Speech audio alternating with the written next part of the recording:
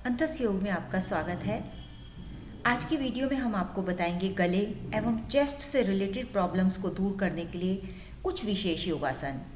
दरअसल बदलते मौसम की वजह से कई बीमारियां हमें अपनी चपेट में ले लेती हैं, लेकिन सभी बीमारियों में जो सबसे कॉमन बीमारी है जो लगभग हर इंसान को इस मौसम में होती है वह है सर्दी, जुकाम और गले में खराश या गले में खिचखिच यानी थ्रॉट इन्फेक्शन।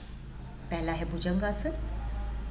सांस को भरते हुए गले एवं चेस्ट को ऊपर की ओर खींचते हुए क्षमता अनुसार इसका अभ्यास 5 से 10 बार।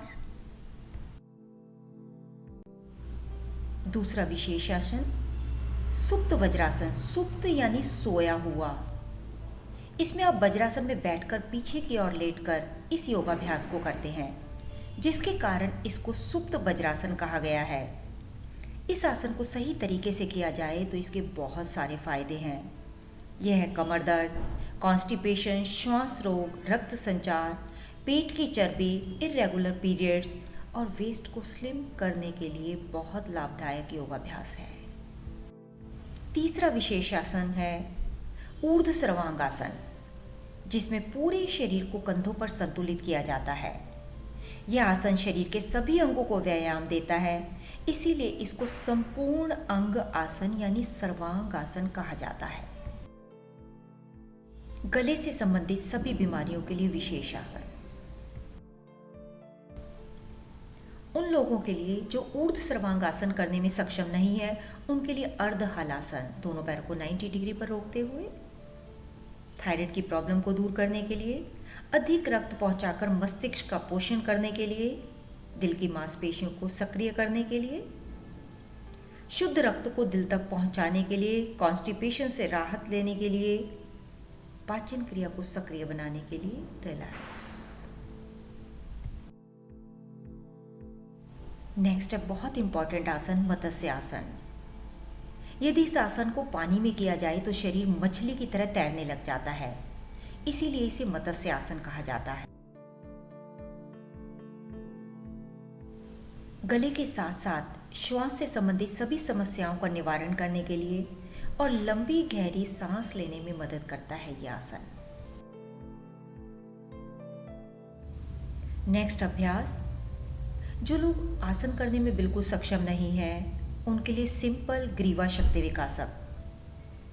सांस को छोड़ते हुए जालंधर बंद, ठोड़ी को कटकूप से लगाते हुए सांस को भरते हुए धीरे धीरे गर्दन को पीछे की ओर खींचते हुए ऊपर देखिए। ग्रीवा शक्ति विकासक गर्दन व छाती में खिंचाव को पैदा करने के लिए, थायराइड, पीनियल, पिट्यूटरी ग्लैंड्स को पोषण देने के लिए, कंधे और गर्दन की मांसपेशियों को तनाव मुक्त करने के लिए ग्रीवा शक्ति विकासक। इसी का नेक्स्ट अभ्यास, एक हाथ को कमर के पीछे रखते हुए दूसरे हाथ से गर्दन को थोड़ा सा प्रेस करते हुए राइट साइड, क्षमता अनुसार रोकते हुए।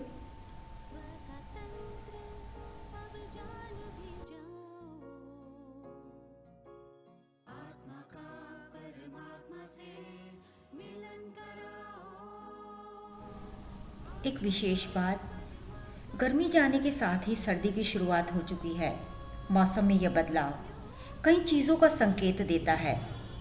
इससे शरीर में कई तरह के बदलाव देखने को मिलते हैं। ऐसे मौसम में सर्दी, जुकाम, वायरल फीवर जैसी समस्या भी होने लगती है। इन सब में सबसे आम समस्या है गले की खराश, जो अधिकांश लोगों को होती है। खराश को समय पर ठीक करना बहुत ज़रूरी होता है, वरना यह खांसी का रूप ले लेती है।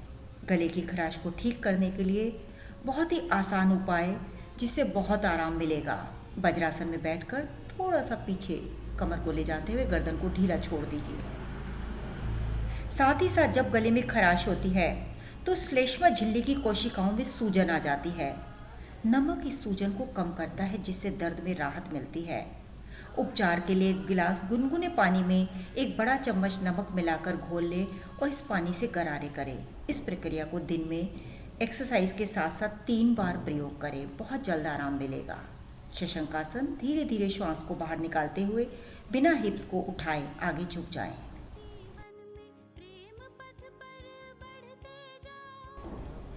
इन एक्सरसाइज के साथ साथ दूसरा घरेलू उपाय, कई बार गले के सूखने के कारण भी गले में इन्फेक्शन की शिकायत रहती है। ऐसे में टॉवल को मुंह से ढककर भाप ले। ऐसा करने से भी गले की सिकाई होगी और गले का इन्फेक्शन भी खत्म होगा। ये क्रिया दिन में 2 बार अवश्य करें और इसके साथ साथ कपालभाति का प्रयोग करें।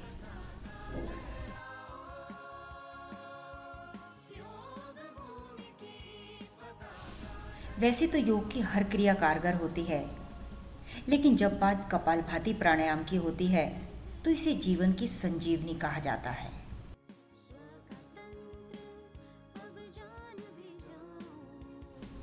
कपालभाति प्राणायाम करने के लिए आप सिद्धासन, पद्मासन या वज्रासन किसी भी आसन में बैठ सकते हैं। एक लंबा गहरा सांस लेकर तेजी से सांसों को बाहर छोड़ें।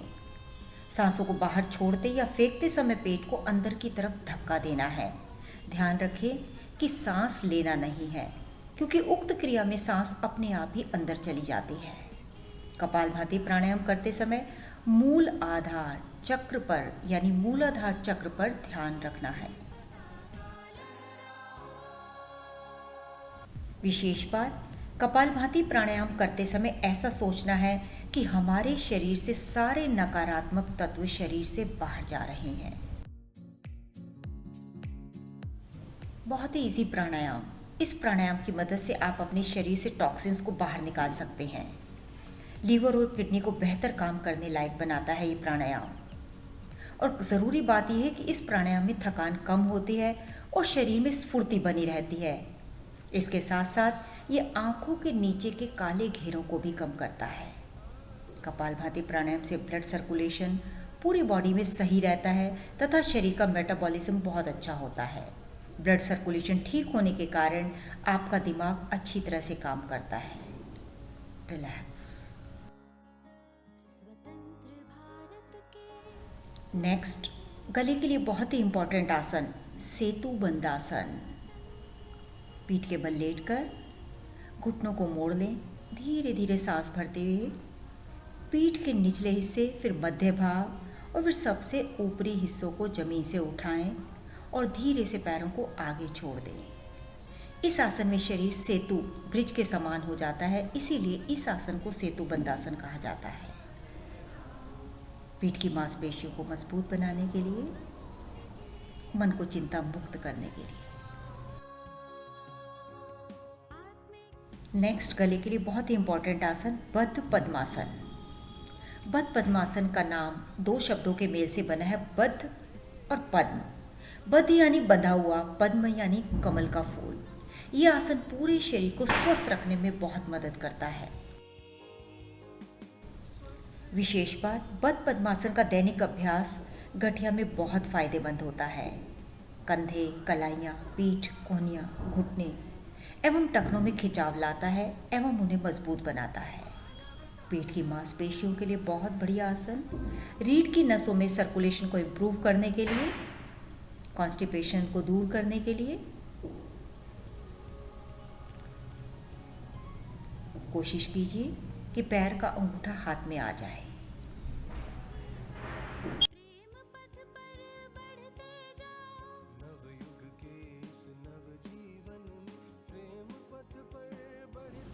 अंतिम अभ्यास बहुत ही सरल।